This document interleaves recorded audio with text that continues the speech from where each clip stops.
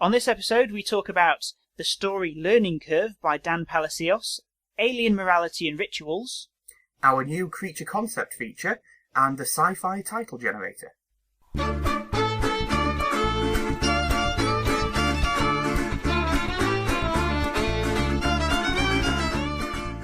Hello, I'm the voice of a soulless machine, and you are listening to the SciFi Ideas podcast. Hello, you're listening to the SciFi Ideas podcast, the official podcast for SciFiIdeas.com. Not that there's an unofficial one. Joining me again is my brother, David Ball. Hello, David. Hello. Hello. Happy 2014. Welcome to the future. It is the future.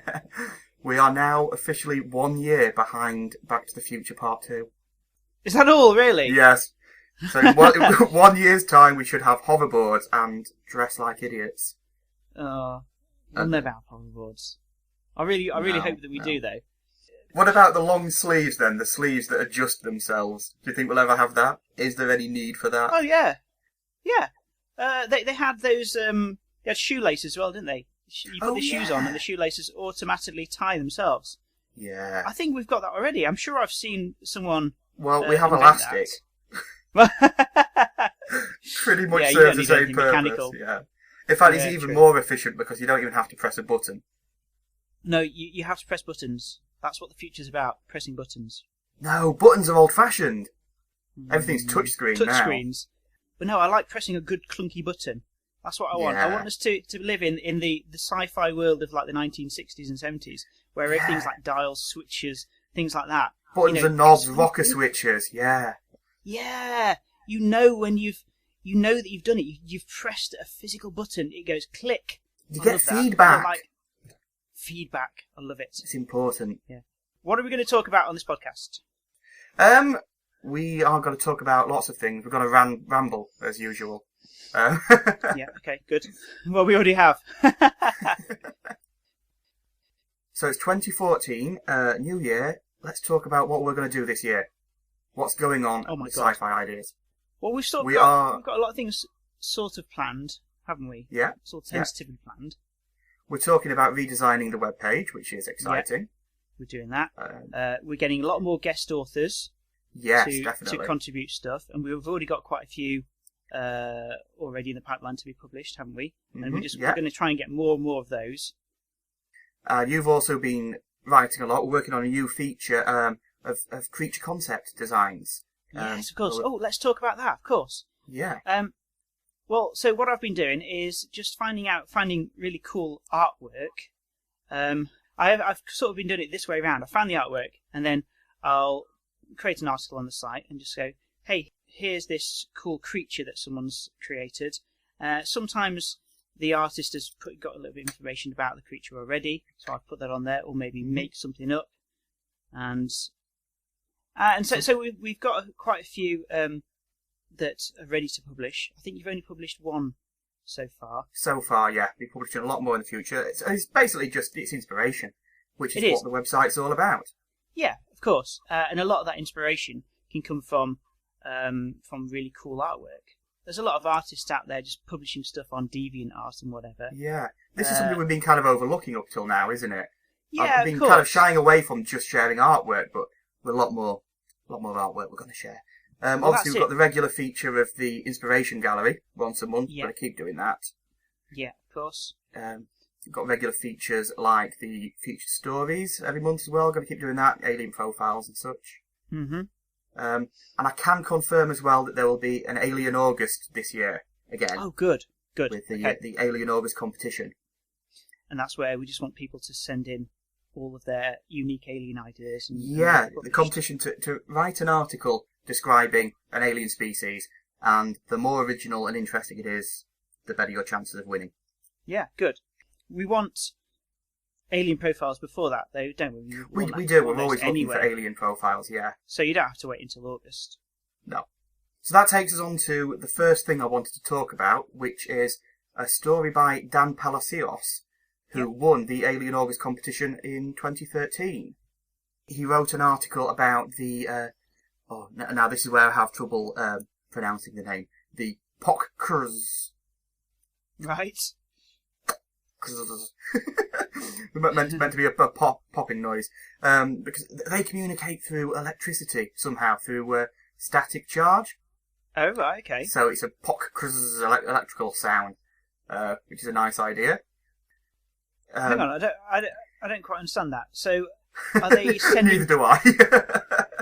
Are they sending data to each other, or are they just sending electrical impulses? I'm not entirely sure. We're both communicating by electricity right now.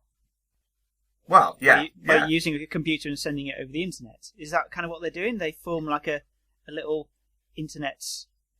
Maybe so. Maybe so. Oh well, interestingly, in the story, they live on Io, okay? Yeah. And they live under the surface, but they come out onto the surface into near vacuum. And the way they communicate is they're holding a cable. They're all holding this long cable through which they communicate by sending pulses along it. So it is a network? Yeah. Right. But obviously they wouldn't do that below ground. This is kind of it's some technology that they've adapted to allow them to be on the surface. Right, okay. So yeah, anyway, I should explain that since winning the competition, Dan Palacios has written this story. It's quite a long story. It's a novella, technically, about astronauts going to Io, discovering life there, and making first contact with the Pok-Kruz, also known as Cthulhu sapiens. Oh, right, okay, it's those, yeah. Named that way because the astronaut that first sees them, his first words are, "Shit, they look like Cthulhu." So it's a very fun story, actually. It's got a really good sense of humour, and I'd recommend it. If you really like hard science fiction, then this is a good story for you. Hard science fiction with a sense of humour. Well, for me, that seems like those things don't usually go together. Usually you get silly science fiction, don't you? Which it kind of glosses over the hard facts of science, and then you get the hard science fiction about actual scientific concepts and everything's backed by science, but that doesn't usually have a sense of humour. Yeah, so this is quite rare in merging them really well.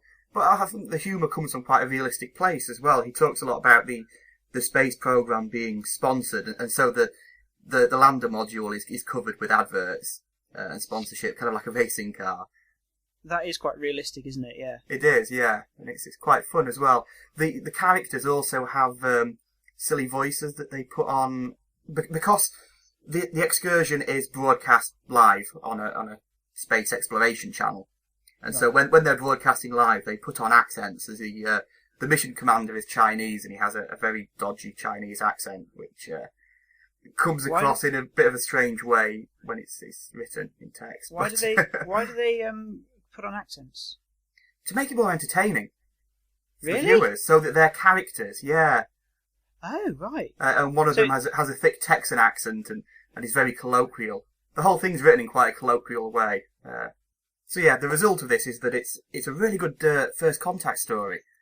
Right. Okay. Because the aliens are so different.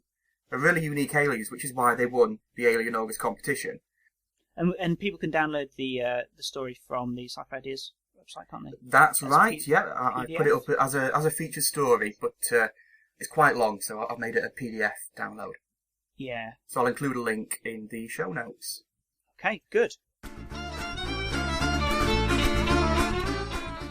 So the first article we have in the creature concepts category is the eyeless iridescent jumper. Yeah. Now, this is something I found some artwork by a guy called Dave Melvin, who's on DeviantArt, and we'll put a link to his DeviantArt profile in the show notes. And so this creature, it's, don't know, like the size of a lion, something like that. So this is a telepathic animal? Yeah. Well, we know a few things about it. We know it's eyeless, it's got no eyes. It's iridescent, so it's like shiny. So the artist didn't really give much of a description of it. So I guess you're filling in the gaps here, are you? Yeah. I expanded on a few of those things, and I thought, right, if it's got no eyes, then it could be telepathic, and it could sense fear because it's a predator. It looks like a predator sort of creature, and its skin is this sort of shiny, iridescent kind of sheen. And so I thought that maybe it has photosensitive skin. You've gone about this in a bit of a weird way, I think.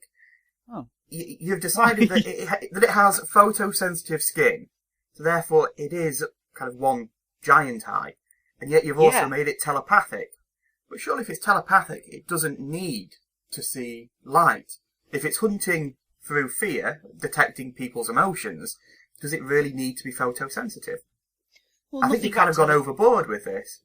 No, well, nothing telepathic really implies that it knows where things are. It just, if it can sense someone's emotion, it doesn't know if that's in front of him or behind him. I might have got it carried away. Well, what's the point in being telepathic then? Because it's got no eye. Oh yeah, okay. Well, I was adding a bit more information about it. Yeah, I think you've kind of gone overboard. Some of the comments as well are saying, well, why is it telepathic? Why not have echolocation or various other forms of electrolocation is an interesting one. Yeah, true. Christmas Snow's commented on that. Electrolocation will be more realistic. Fear is an excited nervous system situation, increasing heart rate and neural activity. So yeah, a lot of animals. So you could detect that. Yeah. You could detect that by detecting electrical impulses, could you? Because of your brain. Although electrolocation doesn't work very well out of water. Okay. This is something that sharks use, hammerhead sharks in particular, and it's very effective in water, but not so much in the air. Yeah, of course, yeah. Another one of the comments by a guy called Steve Bowers, who's part of the Orion's Arm project. Oh, yeah. He said on Facebook, one problem is focus. If the entire creature is photosensitive, it will be unable to see sunlight and sense. It'll be able to see sunlight and sense darkness, but it won't be able to see any details. For a hunter, that's a problem. Obviously, it is, because we know that most predators have two eyes at the front of their head, so they can see where they're going and whatever. He says he's got a solution though. One way to get around this would be to make the entire skin one huge compound eye. This layer could certainly be iridescent and would produce some very interesting effects, but a visual organ that affects the skin of an entire animal would need a very large visual processing center. Yeah. Maybe this creature could process the visual data just under the skin in a layer of neural tissue. So it wouldn't really need a brain. The brain would be all the way around the creature. Yeah, in a complex kind of neural net, yeah. Or it could have a series of brains, small brains throughout its body, like an octopus has a brain for each tentacle. Right, okay. But yeah, I think a layer of neural tissue under the skin would actually be more realistic and quite interesting. Yeah, okay. Good comment. We got another comment as well by Kulan on Facebook, and he says, our skin is photosensitive. It's one of the reasons why it's recommended that those who work night shift keep their sleeping areas as dark as possible to get better sleep during the day. So it's not an unusual thing for skin to be photosensitive. No. He says about the idea of compound eyes as well. He also says he's wondering if the idea of diffraction gratings wouldn't also serve using interferometrics, like we do with radio telescopes, to get better resolution. That too could give the prismatic/iridescent look. Okay. I'm not sure I understand that. But No. It's a bit beyond us. We're sort of going a long way out of our ways to explain why skin's iridescent, aren't we? Yes. But he did use the word interferometrics, which is very clever, and all you have to do is just put that in a novel on its own. That's enough explanation. Yeah. Hand waving. Brilliant. He also says that because its entire skin is photosensitive, grooming is very important for such a creature as well. Yeah, because, definitely. You know how sensitive your eye is, and so if your entire skin is an eye or compound eyes or whatever, then it's going to have to take. It's going to have to. Yeah, definitely. It's going to have to look after its skin. Especially if the photosensitive areas are pitted, because basically what happens, how the eye is developed is creatures had photosensitive spots that could sense light, as that commenter said, but had no sense of direction and focus. But eventually these areas become pitted through evolution, and that gives you a sense of... What do you mean by pitted? They kind of dent inwards, where it's a patch of photosensitive skin that's indented inwards, given a slight curve, and that then gives it a sense of direction, which direction the light is coming in from. Oh, I see. Sort of like a radar dish. Yeah, which might be what that other commenter was talking about, I'm not sure. Well, the last thing that he says is that he could see humans hunting it for its saliva being useful on optical equipment. Oh. So obviously, if it's got to take good care of its skin, then maybe its saliva is I don't know, it's got some special property that protects its compound eyes. Yeah, that's interesting. There was one other thing that I was going to say about the iridescent jumper, which is that the artist originally, now I didn't realise this until I saw one of his working projects. The jumper part of it, I didn't really even read anything into that, but apparently, according to the artist himself, it can sort of phase in and out of different dimensions. Oh, wow. Oh, that is interesting. This creature has a lot going on, doesn't it? Yeah, well, remember I invented the last one. I invented the thing about its eyes. But I didn't even know that until I saw one of his work in progress posts about it. That it goes in and out of phase of reality. Yeah. And you can sort of see that on the picture itself, but I wasn't really paying attention. Yeah. I don't so think Jumper as in the movie Jumper. Yeah, exactly, yeah. So it jumps in and out of dimensions. So yeah, I think you're going a bit overboard with the telepathy. But that raises quite an interesting point, that we often see intelligent alien species that have telepathy, but we never think about, would animals on their planet also have that sense? Yeah. In the way that, we have eyes, a lot of animals have eyes, so would there be telepathic animals? Like the way obviously it's evolved over time, and some of the animals some of the animals have it, yeah. Mm-hmm. Okay, let's move on from that. Yes. So you wanted to talk about an article that you wrote quite a while ago, actually, wasn't it? Would an alien make candles from his dead relatives? Yeah, this was actually the third article I ever wrote for SciFi Ideas. Oh, really? Amazing. Okay. Yeah, it's just kind of through doing site maintenance, it surfaced, and I thought, it's quite an interesting article. If I do say so myself. Because we were talking, I think there's a discussion going on in one of the Facebook groups that we're both in, about morality in aliens. I know you've talked about morality in aliens quite a lot of times. Like, should murder be alright? Would murder be legal? Thinking about things like the Klingons in Star Trek, where it's perfectly okay for someone to murder his captain and take his job. Yeah, it's a topic that comes up quite a lot with science fiction. People say these alien societies, they could be pure evil and just out to kill everybody, but I think that's a bit silly. I think any alien civilization would have to have a sense of morality in order to form a civilization. Yeah, because if they're just killing each other all the time, they're not going to stop around to build houses and develop technology, are they? Exactly, yeah. Civilization is people working together. And in order for people to live and work together, they do need some rules. And those basic rules are the core of morality. Simple rules like, don't kill other people, otherwise you can't live and work with those people. Well, yeah. And if you kill someone's friend, then you're going to cause more tension in the group, aren't you? Yeah, Even if you do take his place in the structure of society or something like that. But that will make people more likely to, and want to kill you, and the whole society collapses. But if you're living in a group, then you also rely on these people. Yeah. They might be sharing food with you. They might be performing a vital function in the group, and you perform a different function. And this is how you get specialisation, through people relying on each other. Mm-hmm. You get your hunters, your gatherers, your people who make the weapons. And this is the kind of societal structure that allows us to have scientists and to specialise in computer science and build spaceships. Yeah, because you won't get scientists if every single person's got to go out and find their own food. Exactly. You only get people like scientists if there's people go out and finding food for them. Yeah. And Usually. if people don't kill each other who help each other out. So I think any spacefaring civilization, any civilization as advanced as us, would have to have a basic morality. Okay, so that brings us on to the article then. Would an alien make candles from his dead relatives? It's sort of similar, but also a bit different because it's an odd question, isn't it?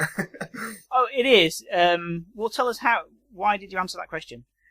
To be honest, I can't remember because it was years ago. I think I just picked kind of a random topic to talk about that I thought would be interesting. But it's more about.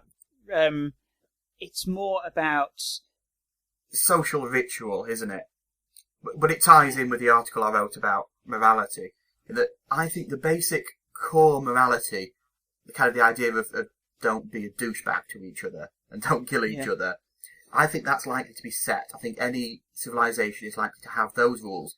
But the embellishments that go around them are likely to be very different. So they might have completely different rituals. Exactly. Well, that happens in our own world. We've got different cultures with really, really different rituals. Yeah. And we might think that defiling a dead body would be kind of immoral. But actually, there are different cultures on Earth that do very weird things, like sky burial, where they feed dead bodies to vultures. Oh, really? Yeah. Okay. But why not turn them into candles? Because turn them into candles. Use their why body not? fat. Yeah, because then you've got a keepsake. Well, if you're going to turn them into candles, why not stuff them and just have them in the room? Yeah. That's not very practical, though. You could end up with like an entire family.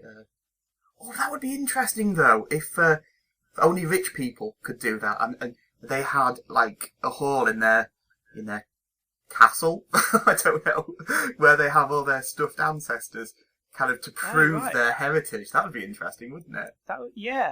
Well, it's like having a painting, isn't it? But yeah, a bit more space. It's 3D. 3D. The family gallery. Yeah. But it's weird, but in an alien culture, then that could be completely fine. With candles, you've got the interesting thing of using it, burning it, would then release those remains into the air. And that's quite interesting. That's a nice idea. That's kind of sweet in a way, isn't it? It is, yeah. In this article, you've got listed a few other things that might be rituals for aliens that you might want to write about. Haven't you? Have you got that? Surrounding death. I've got it in front of me, yeah. So vaporization is the top one, which we just talked about with the candles, but also maybe we just vaporize the body to get rid of it. It's kind of like cremation, isn't it? Really? It's faster cremation. Yeah, yeah. Maybe cleaner. Taxidermy, you just mentioned. The giving of gifts, either to the deceased or their family. We do that on birth. What do you mean? I don't know. I mean that we give gifts on birthdays. Why don't we give gifts at funerals? On death days. Yeah. There's fasting or feasting, cannibalism, which is apparently still practiced by some people on Earth. Is it really? Apparently there's a cult in India, possibly in Papua New Guinea as well. It might be practiced. So if someone dies, they just carve them up and eat them. Yeah, it's quite a nice idea, I think. I know it sounds grim, but that's horrible. You're making use of these remains, and you're also kind of absorbing the person. I don't know. Not really. I don't think I'd like to. I think it's a compliment. It's not a compliment. You're chopping someone up. If somebody wanted to absorb me, I think I'd be flattered. Right. Okay. Moving on. Moving on. Dueling. Family members may fight to decide who inherits the deceased possessions. That's kind of like a Klingon thing to do, isn't it? I quite like that. It is, isn't it? Yeah. Animal sacrifice. It's just standard at many. It's just a standard, isn't it? At many ceremonial events. So someone's died, kill an animal. Yeah, why not? But then spousal sacrifice. If in some ancient cultures, the wives of wealthy men were sometimes slaughtered to be buried alongside them. Yeah, slaves as well, of course, in ancient Egypt. Don't know. That's a bit weird. In a more advanced civilization, suicide might still be expected. So Perhaps. the spouse would have to kill themselves if you died? Yeah, to accompany them to the afterlife. I think if you're writing about an alien culture, and then you could probably go quite a long way with that, couldn't you? Because you could talk about their whole beliefs and the afterlife and things like that, and it would really give them like reasons for doing what they do. Yeah. That's it. These things might sound a bit silly to us, but they could very easily be put in a realistic concept, in a context that it makes perfect sense to these people with these particular beliefs. Yeah. Another weird one you've got is the marriage of the corpse. Another ancient Earth tradition. Some parents couldn't bear to see their daughters leave the world unwed, so they married them to a corpse. The groom was usually well paid. That is an odd one, isn't it? It is an odd one, especially because in most cultures a marriage has to be consummated. Yeah. How about this one? Slapping, prodding, or even stabbing the corpse, just to make sure it's dead. Do you really need to make sure it's dead? Yeah. Although recently, I saw a news article about a man who was being buried, and then as they're just, lowering down, he's already in the coffin, and then he sneezes, and they found out he's all right. Well, he's not all right. They found out that he's, I don't know, in a coma or something. That's crazy. It happens. And with alien physiology, it might happen a lot more commonly as well. Decapitation as well, to stop the deceased becoming a zombie, or to make sure it's dead again. Another one that's a bit grim, but I suppose you could talk about aliens' cultures, like they're really worried about they're really worried about people coming back from the dead and haunting them, possibly, or coming back as a zombie. Yeah. So they always decapitate people. Why not? They put the heads on display. Maybe they stuff the heads and keep them. Yeah. The grizzly gallery that you talked about earlier. It would, yeah. It'd be a space-saving alternative, wouldn't it? And the last one that you've got, bodily fluids. Yeah. Tears are the most common for humans to save, but aliens... To save? No. To shed. Oh, to shed? Yeah, we right, cry at funerals, but other aliens might not have tear ducts, and they might expel other bodily fluids. I don't know. That's weird. Yeah. No, I thought that what you meant is that you'd like save tears in like a little vial. Oh, yeah. As like a keepsake. And so I thought when it says aliens have different physiology and stuff, that you might just extract all of their liquids and, I don't know, drink them or something weird like that. Well, that's something that's not on the list. The vacuum decimation that the Ferengis do. The Ferengis in Star Trek, that they... Oh, they do. They chop people up, don't they? And then they keep what is like a petri dish of remains, yeah, and then they sell them because... yeah. Which makes perfect sense in Ferengi society. Yeah, it does, because they like to sell things, they like to make money. And I suppose, that it does make sense in their society, because they are chasing profits and money all of their lives, and so when they die, they want to be sold, probably for the highest price. Yeah. And it'll be a privilege, won't it? Yeah. Well, because the more money you have, the more likely you are to get into the divine treasury, the afterlife. You've got to bribe your way in. You've got to bribe it. Is it Dint, the first Grand Nagus? I can't remember. He's waiting for you in the hallway of the divine treasury or something. Yeah. Or it could be used to pay off debts. Yeah. I'm just thinking if there's any more, but then you could completely go to town with this, couldn't you? In fact, what I think we should do is get someone to encourage people to write about cultures as well as what they do already with the alien profiles. But we can host articles like that on the site, can't we? Yeah, about rituals, alien rituals, or just come up with an alien with a weird kind of culture and ritual. Yeah, well, in fact, back in August, when I wrote the article about aliens and morality, I decided to have a go at that, focusing on a different type of morality. What did I call them? It's called Alien Profile the Zen Christians. Right. And basically I've invented a society in which murder is morally acceptable. Right, okay. Kind of goes against what I said about no civilization would have murder allowed. But But you tried to make sense of it. I tried to make sense of it, and so I created a caste system where the upper echelons of society are allowed to murder people lower than them. Oh, right, so it's like a rich-poor thing. Yeah. But the rich people are allowed to kill the poor ones. Yeah, because the rich are in charge, and they're more likely to not abuse this power, maybe? Well, it depends. If they're rich, if the rich are more educated... Yeah. But then I would assume usually the poor ones are the ones that do all the work, usually. Yeah. The rich ones need to keep the poor ones in line, so they use this as power over them. But also kind of punish them for them committing crimes. So, say they've committed murder, which is not allowed in their caste. Right. And then I added it into this stealing as well. So the very upper echelons are allowed to steal from the poorer ones, which sounds a bit. Doesn't make any sense. Why not? Well, because the poor ones probably don't have anything, because that's why they're poor. Well, this keeps them poor, but there are going to be more of the poor people than the rich people. And then the rich people, they don't want for anything, they don't have any needs, and so why would they then abuse their power of killing people if they could do that? It's a difficult one. I think all you're describing here is medieval society, isn't it? Probably so, yeah. But I've worked out kind of a system of rules that really enforces it. And then there's it's a 4-tier caste system where the bottom ones have absolutely no rights. Right. And some people are allowed to be abusive to the lowers, and only the upper echelons are allowed to actually murder them.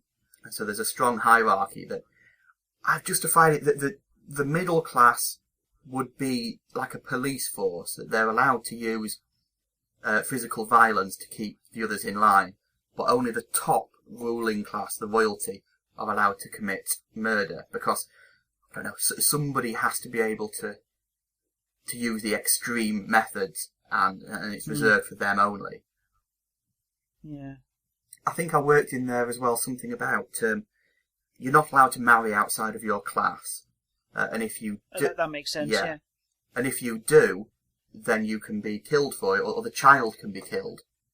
If there's a child born kind of mixed class, it can be killed by the upper class, because that's a way of maintaining the heritage, and it stops the upper class growing too large, because they obviously need to be kept a minority.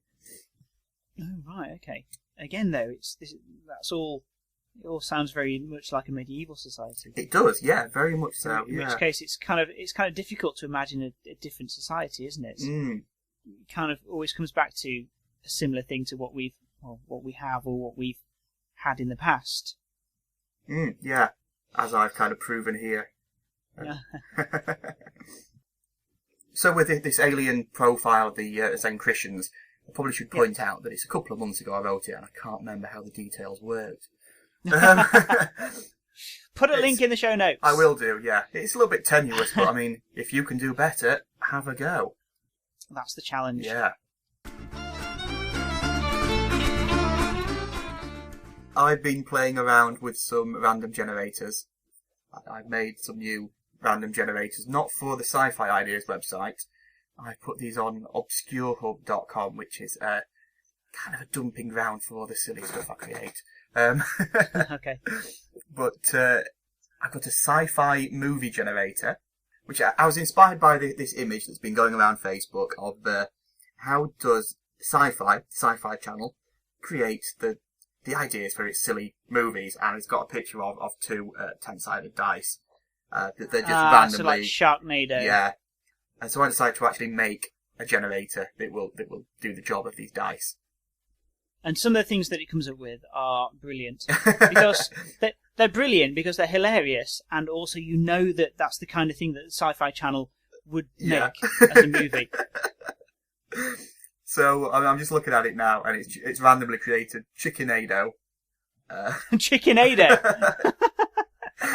Yeah, that's definitely the next movie. I think would make a great name for a fried chicken shop. Mine's come up with Astro Perhaps Ninja. in Oklahoma, in the ruins of the tornado, Chickenado shop. Oh. Sorry, too soon? Yeah. I've got one, Revenge of the Beekeepers. Okay, I've got the best one here. Earth versus the Ghost Vampires. Oh, that sounds like something from like a 1930s comic. It does, doesn't it? Well, I've got Crocoquake. Crocoquake! I could definitely imagine that. How about Insecto Wind? or simply Bee Fight. Or Invasion of the Flesh-Eating Cats. So what I've done I've got here... a very random one here, which is Adam Android and the Spectral Cascade. That is good. Brilliant. Well, what's happening here is I've tied it into a previous generator, which is just a sci-fi title generator. Right. That is designed to just come up with really random titles for books or whatever to help people out with ideas. So some of the more silly ones from that are going into the sci-fi channel name generator. Oh, I see. Right. Okay. Oh, I've got another brilliant one. Cyberwind. Cyberwind. It's like a sequel to The Matrix, but about people with really bad wind. Earth versus the Brain Takers. Ooh, yeah, that's very 50s, Doesn't sound. isn't it? Yeah, it doesn't sound very dramatic. The Brain Takers, because it's so literal, but I can imagine it happening. Here's a really, really good one. Captain Kitty versus the time-travelling Kraken.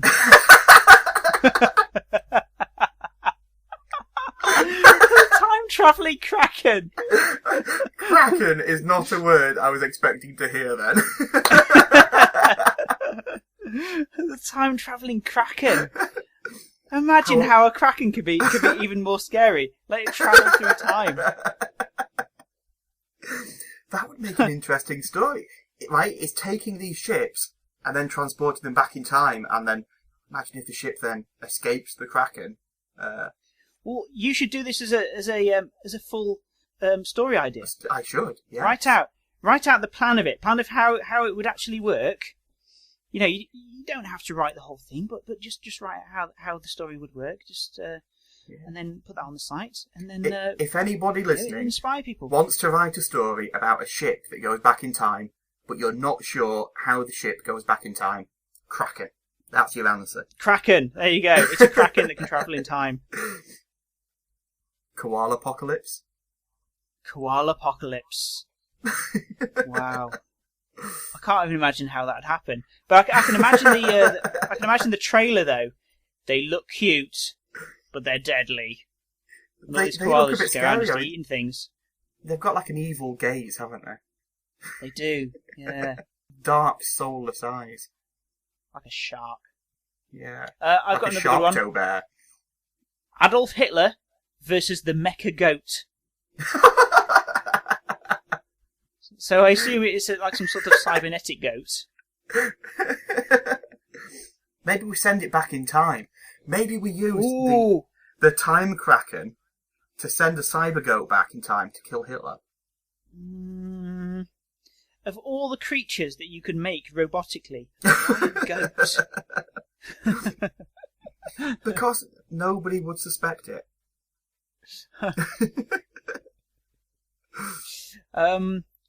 Octoswarm. Octoswarm, that's a good one. Octoswarm, of course. Well, it's actually, the movie makes itself there. It does. Yeah. It's just a swarm of octopus. Yep. Not sure about this one though. It's not as obvious. Arachnozebra. Is the film about one arachnozebra or multiple? I've got one that beats that though. Arachno rain. Arachno rain? Oh no! Spiders raining from the sky. That's just terrifying. Oh my god! I've got one here. Volcano puss. So it's like, is it an octopus that comes out of a volcano?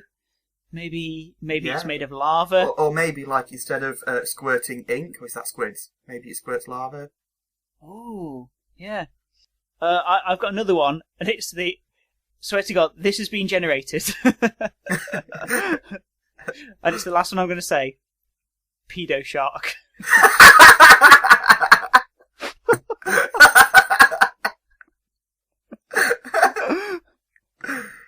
Oh, as if sharks weren't horrible. evil enough.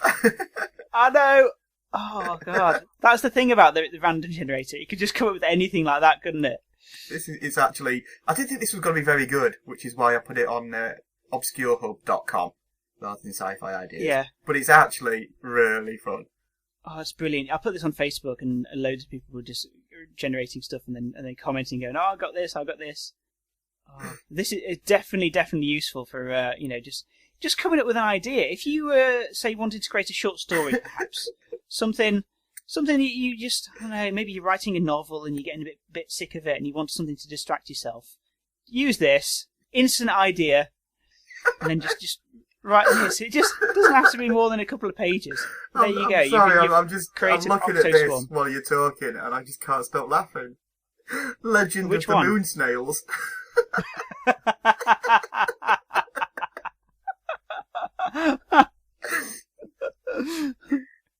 Right, focus now. We've got a podcast to do. Okay, sorry. I liked the other article that you put on recently with the artwork, the 1930s artwork. Magnus the Magnus Robot Fighter. Magnus Robot Fighter. Yeah. Oh, this is brilliant. Brilliant. Apparently, this is quite a popular comic in its day. Well, I've never heard of it. As soon as you shared it on Facebook and someone said, "Oh yeah, I know that. Yeah, it's quite a good comic."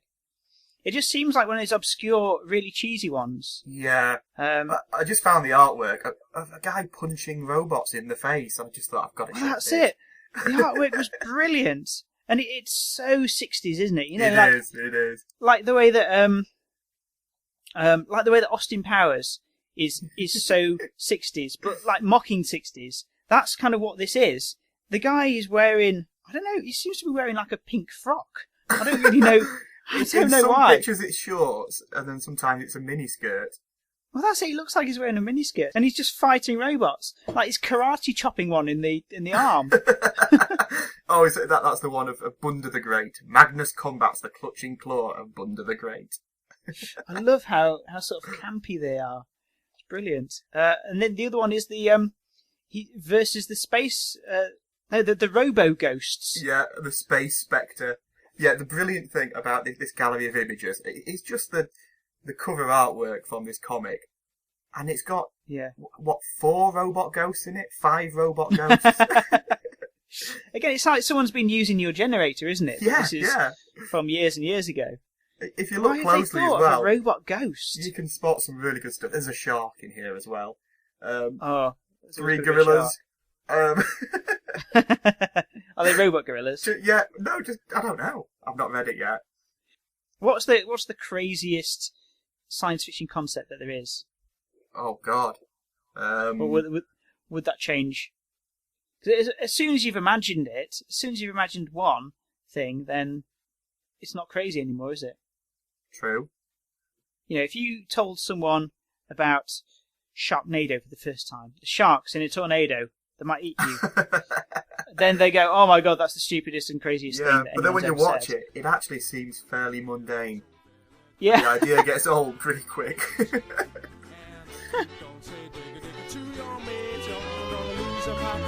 So let the people smile. How can I be a virgin now? So this is the end of the show. We'll leave people with the idea of the time-travelling Kraken.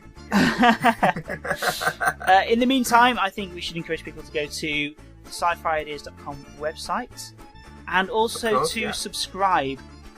We would also like people to send in their alien profiles and creature concepts. So these can be completely brand new ones if you want to send those in, or maybe if you're working on a novel and you've already got this idea of some aliens, then you'd like to do an article about them, then you're not even listening to me. Hang on. No, I'm not now. Please do check out those random generators at obscurehub.com. And of course, we're always looking for guest articles for SciFi Ideas. So if you'd like to share some of your ideas, send us an email at mark@scifiideas.com. And we'll leave you some music by Alligator Gumbo.